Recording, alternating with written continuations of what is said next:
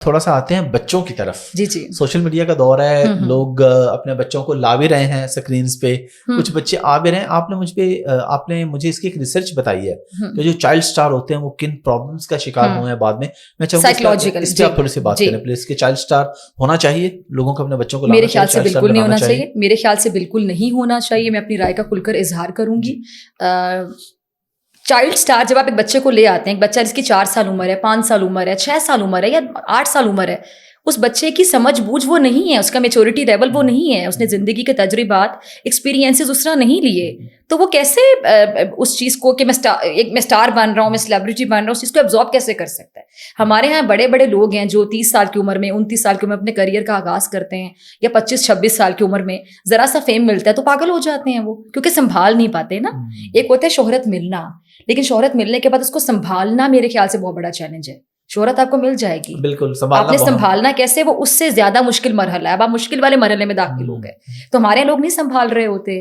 وہ اکثر ہمارے وہ بڑے کہتے ہیں نا کہ یہ جگ جتنا پانی آپ نے گلاس میں ڈال دیا تو وہ باہر آ کے گر رہا ہے, تو ظرف کا امتحان شروع ہو جاتا ہے کہ آپ کتنے اعلیٰ ظرف ہیں. تو ایک بچہ ہے جس کو پتہ ہی نہیں ہے, اس کی ابھی کوئی وہ ایکسپیرینس ہی نہیں ہے, آپ اس کو ٹی وی پہ جا کے بٹھا رہے ہیں, ظاہری بات ہے اس کی اسٹڈی وہ بھی افیکٹ ہوگی, اس کا اسکول کا جو ہوم ورک ہے اس کا ایک معصومیت افیکٹ ہوتی ہے. میں اس حق میں بالکل نہیں ہوں کہ جو پیرنٹس بچوں کو ٹک ٹاک پہ لے گئے ہیں, شوز میں لے کر جا رہے ہیں, میرے خیال سے یہ صحیح نہیں ہے. پھر کچھ بچے, ایک دو ویڈیوز ہم نے دیکھی, میں نے ایک پروگرام بھی کیا تھا اب یہ عید کے پروگرامز میں.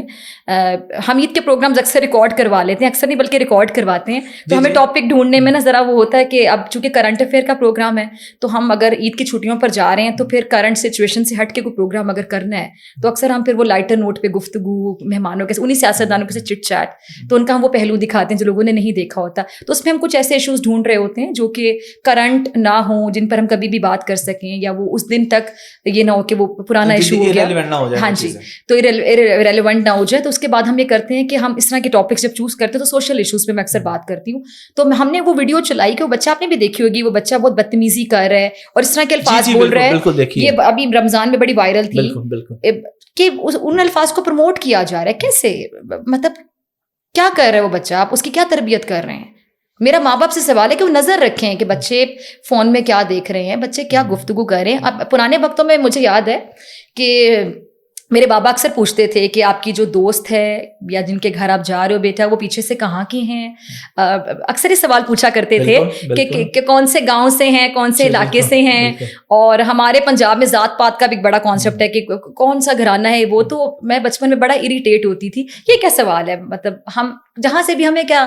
لیکن مجھے بڑے ہو کے اس بات کا احساس ہوا کہ وہ ماں باپ جو پوچھتے ہیں اس میں بہت بڑا ایک لیسن ہوتا ہے, جو پھر ہم تب سمجھتے ہیں کہ جب ہم بڑے ہو جاتے ہیں, تب سمجھ میں آتی ہے.